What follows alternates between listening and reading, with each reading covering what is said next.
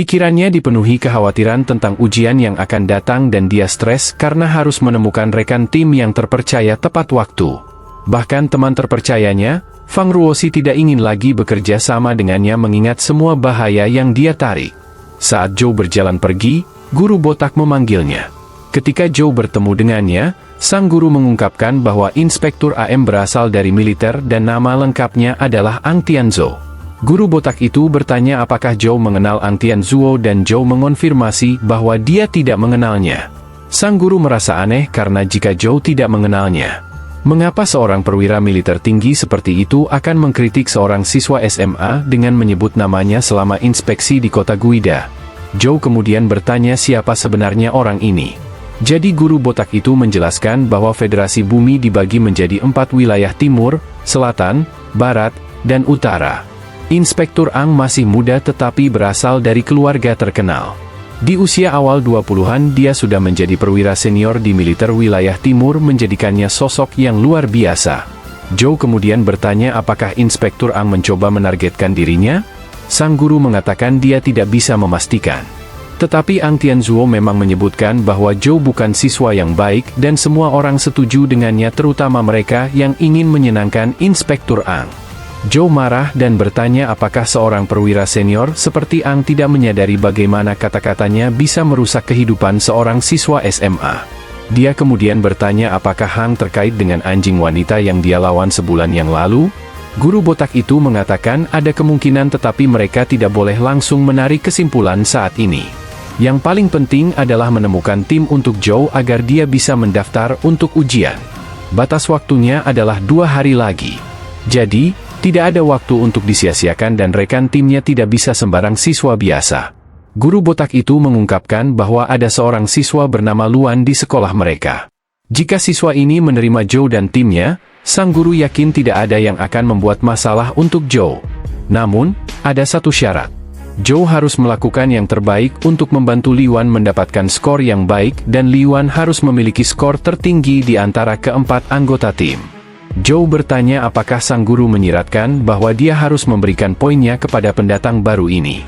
Guru botak itu setuju dan mengatakan bahwa ini adalah satu-satunya kesempatan Zhou untuk berpartisipasi dalam ujian. Zhou setuju dengan syarat tersebut dan meminta sang guru untuk menghubungi Liuan untuknya. Setelah pertemuan itu, Zhou menelepon ayahnya dan bertanya tentang Inspektur Ang Tianzhou serta apakah ayahnya mengenalnya. Ayahnya kemudian menjatuhkan bom. Ang Tianzhou sebenarnya adalah saudara tiri Zhou. Kabar ini seperti petir yang menyambar Zhou. Ayahnya menjelaskan bahwa Tianzhou adalah anak dari calon ibu tirinya. Begitu ayahnya menikah dengannya, Tianzhou secara resmi akan menjadi saudara tiri Zhou. Dan seolah itu belum cukup. Ayahnya juga mengungkapkan bahwa Zhou memiliki seorang saudara perempuan bernama Anjing. Tiba-tiba Zhou menyadari mengapa gadis itu Anjing muncul tiba-tiba dan menantangnya di depan seluruh sekolah. Itu mungkin hanya untuk merusak reputasinya. Dia cepat-cepat bertanya kepada ayahnya apakah kedua anak tirinya itu sebenarnya menyukai ayah barunya. Sang ayah mengklaim bahwa mereka berdua sangat menghormatinya. Setelah mengakhiri panggilan, satu-satunya hal yang ada di pikiran Zhou adalah mengapa saudara-saudara tirinya ini mencoba mengganggunya. Dia bertanya-tanya apakah mereka tidak setuju dengan pernikahan antara ayahnya dan ibu mereka. Dia merenungkan bagaimana Tianzhou memamerkan otoritasnya, mencoba menghalanginya untuk mengikuti ujian dan Anjing mengalahkannya dengan satu pukulan. Semua karena dia terlalu lemah untuk melawan mereka.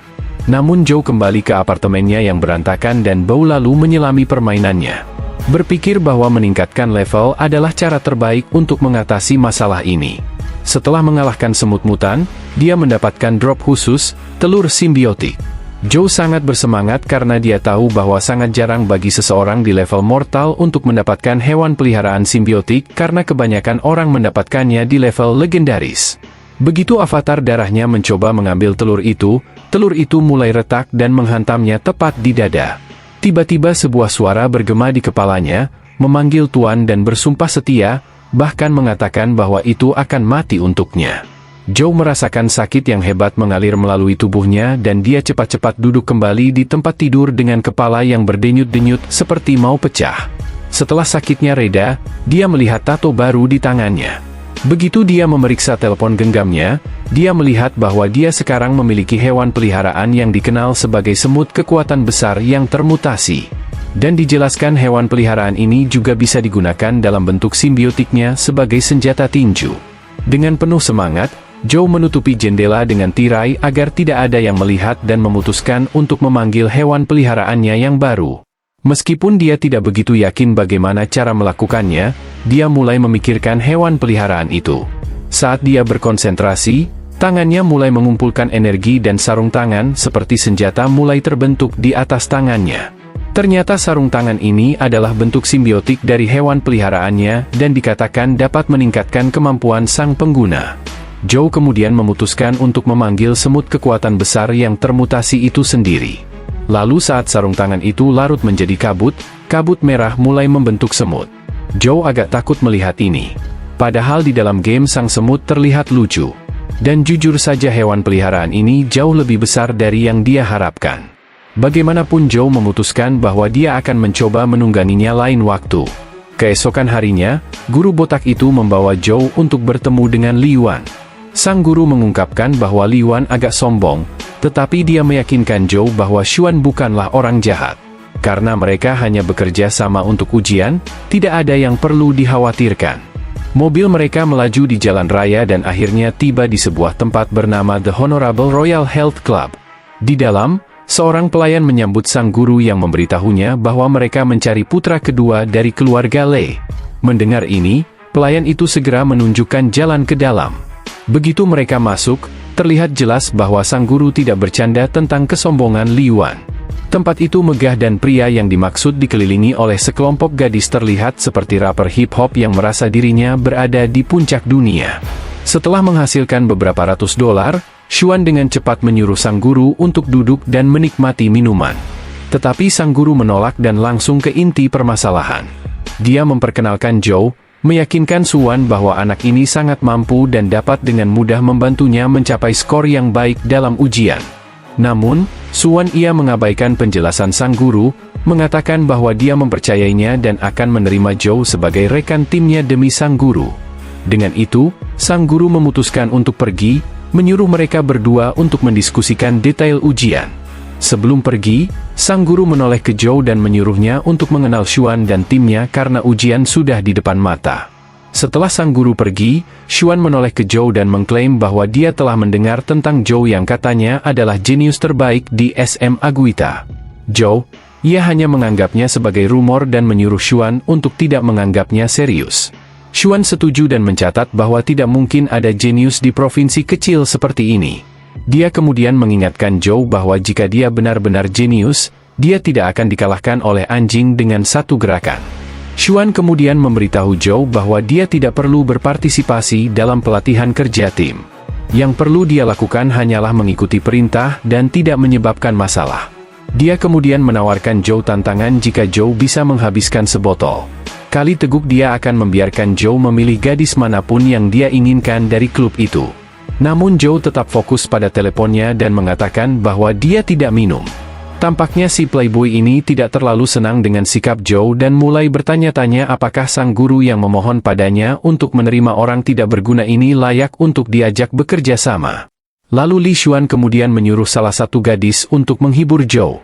Gadis itu memanggil Xuan sebagai anak nakal karena begitu usil lalu mulai mengelilingi Joe. Dia mencoba menarik perhatian Joe dengan penampilannya yang mencolok, tetapi Joe tidak mengalihkan pandangan dari perangkatnya.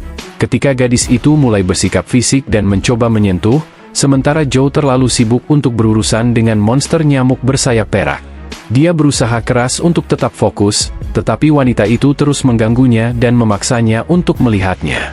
Saat avatar gamennya dalam masalah, tepat sebelum dia hampir kalah, Joe melemparkan wanita yang mengganggu itu seperti seorang gamer sejati dan dengan cepat menyelamatkan avatarnya dari bahaya. Xuan hampir tersedak terkejut melihat Joe benar-benar melemparkan wanita itu hanya untuk menyelamatkan permainannya. Lalu semua orang tertawa terbahak-bahak melihat kejadian yang absurd ini. Namun tampaknya Joe akhirnya kalah dalam permainannya dan tidak merasa terlalu senang tentang hal itu. Di sisi lain, Xuan mulai menyukai Joe. Ketika malam tiba, ruangan itu dipenuhi dengan botol dan gelas kosong. Xuan tertidur lelap di tempat tidur bersama gadisnya. Tetapi jika dilihat lebih dekat, tampaknya dia masih terjaga. Sementara itu, Zhou masih asyik bermain game bertekad untuk mengalahkan nyamuk bersayap perak itu. Meskipun dengan semua usahanya, dia terus kalah oleh serangga yang menjengkalkan itu dan avatarnya terus kehilangan kepala karena monster itu. Setelah bermain sepanjang malam, semua upayanya berakhir dengan kegagalan. Nyamuk itu sebenarnya tidak berada di level legendaris, jadi seharusnya mungkin untuk mengalahkannya. Zhou berpikir bahwa jika dia bisa melancarkan pukulan kekuatan level 9, dia pasti bisa melukainya dengan serius. Namun, karena pukulan itu membutuhkan waktu lama untuk dieksekusi, dia bertanya-tanya apakah dia bisa menggabungkan dengan gerakan berkecepatan tinggi. Karena karakter game didasarkan pada dirinya sendiri, Zhou berpikir bahwa jika dia meningkatkan pukulan kekuatannya di dunia nyata, karakter game itu akan menyesuaikan diri dengan peningkatan tersebut. Lalu dia pun mulai berlatih pukulan dan berharap dapat meningkatkan performanya dalam game. Sementara Zhou berlatih, Xuan mengintip dengan penasaran terkesan oleh dedikasi Zhou yang tak kenal lelah. Dia tidak tahu apa yang Zhou latih dan yang ia tahu itu adalah pukulan 1 inci. Menurutnya cara Zhou terlalu berlebihan. Dia mengabaikannya, berpikir bahwa Zhou mungkin memiliki beberapa keterampilan khusus, tetapi ia tidak melihat sesuatu yang mengesankan dari gerakan Zhou dan memutuskan untuk kembali tidur. Ujian masuk perguruan tinggi akhirnya tiba dan Zhou dengan tekun mengisi lembar jawabannya. Dan kita juga melihat Li Yuan mengikuti ujian. Setelah ujian selesai dan semua orang keluar, terlihat jelas bahwa ujian itu cukup melelahkan karena semua orang menampilkan raut wajah kecewa. Beberapa hari kemudian, sebuah bus penuh siswa melaju di jalan raya menuju kota Guida kuno. Di dalamnya, Zhou sedang merenung sangat dalam. Beberapa dekade yang lalu, ketika badai dimensi melanda, retakan dimensi terbuka di kota itu, mengubahnya menjadi wilayah dengan berbagai hewan dan tumbuhan yang bermutasi. Pasukan ditempatkan di kota itu dan tidak ada yang diizinkan masuk tanpa izin. Ujian pertarungan yang sebenarnya akan segera dimulai di kota yang menyeramkan ini. Begitu bus berhenti dan para siswa turun, Zhou memperhatikan banyak tentara yang mengawasi segalanya dengan ketat. Sambil menunggu anggota timnya, dia melihat sekeliling dan membaca papan besar yang bertuliskan Provinsi Guida. Di sebelah papan itu, dia melihat tanda simbol yang mencurigakan. Tiba-tiba teleponnya berdering. Zhou yakin itu adalah panggilan dari sang ayah. Jadi dia pun mengeluarkan teleponnya. Namun yang mengejutkan itu adalah telepon misterius yang dia gunakan untuk bermain game. Telepon ini sebelumnya tidak pernah melakukan atau menerima panggilan dan juga tidak pernah bergetar. Jadi sangat aneh bahwa telepon ini sekarang berdering. Yang lebih mengejutkan lagi, ada aplikasi kamera yang tiba-tiba aktif. Zhou membuka aplikasi itu, tetapi tidak yakin apa yang harus dilakukan. Bertanya apakah dia seharusnya mengambil foto selfie, dia memutuskan untuk mengambil gambar pemandangan indah di depannya. Namun, tombol checker kamera pada telepon misterius itu tidak bisa ditekan. Dan saat dia mencoba mengoperasikannya, dia tidak sengaja mengarahkannya ke emblem berbentuk telapak tangan di dekat tanda Provinsi Guida.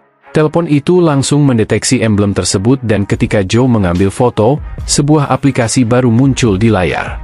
Ternyata itu adalah aplikasi untuk memasuki Dungeon dalam game. Karena Zhou sedang tidak ada kegiatan, dia memutuskan untuk mencobanya.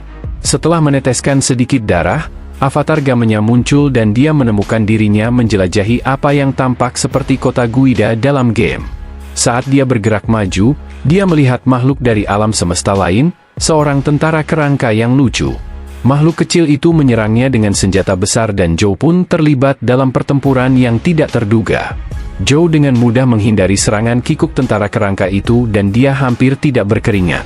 Tentara kerangka itu tidak cepat maupun kuat membuat pertarungan ini jauh lebih mudah dibandingkan dengan semut yang biasa dia hadapi.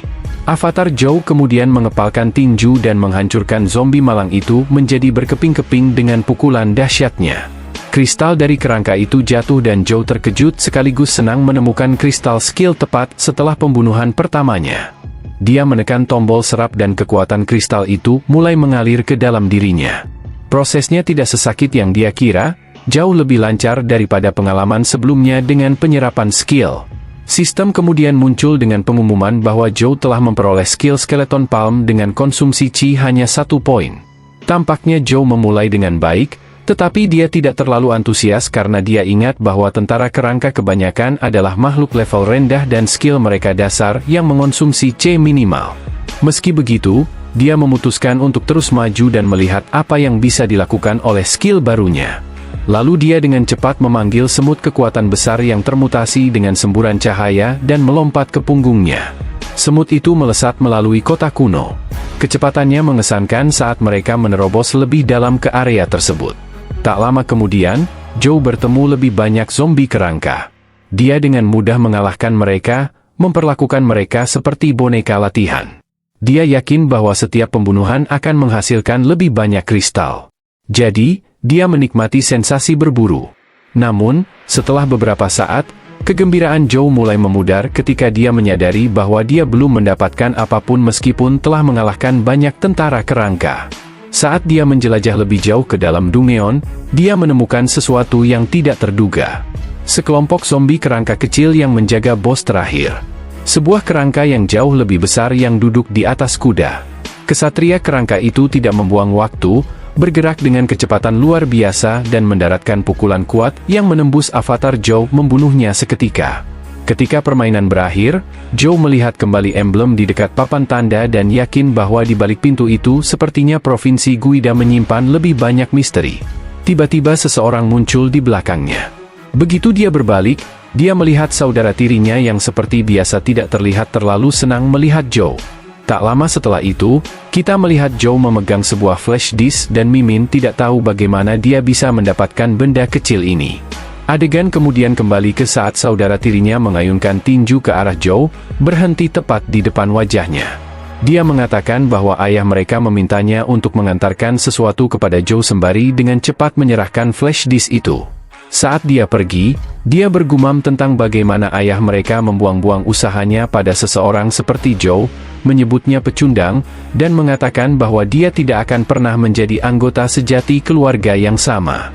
Karena tidak ada seorang pun di keluarganya yang selemah dan setidak berguna seperti Joe. Ia sendiri agak bingung kapan dia menjadi anggota keluarga mereka. Saat Joe tenggelam dalam pikirannya, dia mendengar panggilan dari Xuan. Ketika dia berbalik, dia melihat Xuan yang akhirnya tiba bersama dua anggota tim lainnya. Xuan terlihat sangat santai. Seolah-olah dia datang untuk pesta pantai daripada ujian serius. Xuan kemudian meletakkan tangannya di bahu Joe dan mengatakan padanya untuk tidak khawatir karena anak buahnya akan menangani segalanya. Dua anak buah itu dengan cepat setuju dan salah satu dari mereka bahkan membual bahwa dia bisa mengalahkan seluruh provinsi Guida sendirian untuk bosnya. Namun, Xuan tidak terkesan dengan kepercayaan diri yang berlebihan itu dari anak buahnya. Lalu anak buah lainnya yang memakai topi hitam maju dan berjanji bahwa mereka akan melakukan yang terbaik dan tidak akan ada yang salah. Melihat ini, Joe cepat menyadari bahwa Xuan sengaja menjaga dirinya dan Joe jauh dari pertempuran berencana menggunakan dua anak buahnya sebagai pion. Waktu untuk ujian akhirnya tiba dan seorang tentara menyuruh semua orang melapor ke pengawas. Saat itulah Joe melihat Fang Ruosi dan dia juga melihat Joe. Ia memberikan senyuman ramah dan acungan jempol yang tampaknya sedikit melegakan bagi Ruosi karena melihat Joe yang akhirnya berhasil bergabung dengan sebuah tim. Gerbang kota mulai terbuka memancarkan energi biru terang yang membentuk semacam portal. Seorang pria berkacamata, mungkin sang pengawas maju dan menjelaskan aturannya. Poin akan dihitung berdasarkan jumlah kristal yang dikumpulkan dengan membunuh tentara kerangka dan jumlah kristal juga akan menentukan peringkat mereka. Setelah itu, dia menyuruh semua orang maju dan memasuki gerbang. Joe dengan percaya diri berjalan menuju portal dan begitu dia melangkah masuk, dia menemukan dirinya di sisi lain bersama siswa-siswa lainnya yang terlihat siap menghadapi tantangan apapun yang datang. Monster kerangka mulai bermunculan dan para siswa langsung menyambarnya seperti mereka berebut tumpukan takjil gratisan. Kerangka-kerangka itu bergerak maju. Tulang-tulang mereka mengeluarkan suara gemerincing yang lucu. Pria bertopi hitam, ia mengalahkan satu kerangka dengan sekali ayunan. Memotong lehernya seperti batang pisang. Sementara itu, pria yang terlalu percaya diri mencengkeram tangan kerangka lain dan menghancurkannya dengan tendangan lutut yang brutal mengubah tengkoraknya menjadi bola tulang. Tampaknya Joe tidak perlu khawatir tentang apapun karena tim ini sebenarnya cukup kuat. Dia senang karena ini memberinya alasan sempurna untuk memeriksa sesuatu di teleponnya yang sudah lama membuatnya penasaran. Xuan, bagaimanapun ia sangat bingung sembari memperhatikan Zhou bermain dengan teleponnya dan mulai bertanya-tanya apakah pria ini benar-benar jenius atau hanya omong kosong belaka. Sementara itu, Zhou tiba-tiba memasang wajah terkejut. Ternyata dia sedang memeriksa tata letak game. Dan bukan hanya gerbang kota, bahkan tata letak bangunannya sama persis dengan Dungeon dalam game. Ini membuat Zhou penasaran apakah setiap Dungeon dalam game didasarkan pada tempat nyata. Begitu dia menyadari ini, wajahnya langsung pucat seolah-olah dia sangat ketakutan. Sebab jika pengaturan dunia nyata ini benar-benar mirip dengan game, maka Satria Kerangka itu pasti juga ada. Namun untungnya menurut area yang dia jelajahi dalam game, mereka masih jauh dari kesatria kerangka itu. Dan selama mereka tetap di area ujian, mereka tidak akan bertemu monster tersebut. Setelah beberapa saat, kelompok mereka berkumpul kembali dan mulai merencanakan untuk masuk lebih dalam ke kota. Namun, Zhou cukup ragu untuk melanjutkan dan kita sudah tahu alasan di balik keraguannya. Anak buah berargumen bahwa sebagian besar tentara kerangka di bagian kota ini sudah dibersihkan dan laju kemunculan yang baru telah melambat. Jika mereka ingin mencetak skor tinggi, mereka tidak punya pilihan selain menjelajah lebih jauh. Zhou, ia mencoba membuat mereka mengerti bahwa meninggalkan area ujian bisa sangat berisiko. Tetapi Xuan hanya mengangkat bahu dan mengatakan bahwa jika Zhou takut, dia bisa tinggal di belakang. Anak buahnya juga setuju mengatakan bahwa masuk lebih dalam adalah satu-satunya cara untuk mencetak skor besar. Jadi, Xuan menyuruh Zhou untuk tetap bersama mereka dan berjanji bahwa jika situasi menjadi sulit, anak buahnya akan melindungi. Tampaknya Zhou berada dalam situasi yang sulit karena dia tidak bisa begitu saja mengungkapkan tentang monster besar yang menunggu di depan sana. Jadi, dia menyimpan teleponnya dan memutuskan untuk tetap bersama tim sementara waktu. Dia juga berpikir untuk melawan kesatria kerangka itu dalam game untuk mencari tahu strategi mengalahkannya. Itulah satu-satunya cara dia memastikan bahwa dia dan Xuan bisa keluar dari kekacauan ini dengan selamat. Saat dua anak buah itu maju, mereka dengan mudah mengalahkan kerangka-kerangka dengan kekuatan mereka yang mencolok. Sementara itu, Xuan dan Zhou hanya berjalan santai dengan Zhou sepenuhnya tenggelam dalam permainan.